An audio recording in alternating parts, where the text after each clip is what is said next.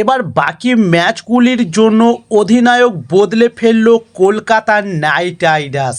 তবে তার পিছনে রয়েছে বেশ কিছু কারণ, চলুন জেনে নিন সেই কারণগুলি। তবে দিল্লি বনাম কলকাতা ম্যাচে অক্ষর প্যাটেল এবং ডু প্লেসিস যখন ভয়ঙ্কর হয়ে উঠছেন, তখন ম্যাচ ক্রমশ হাত থেকে বেরিয়ে যাচ্ছে কলকাতা নাইট রাইডার্সের।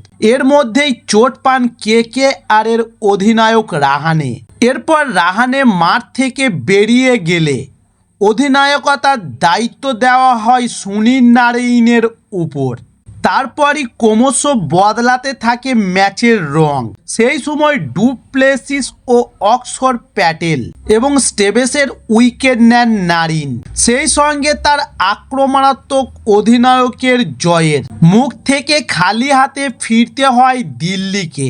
3 ম্যাচ পরে জয়ে ফিরল নাইট রাইডার্স।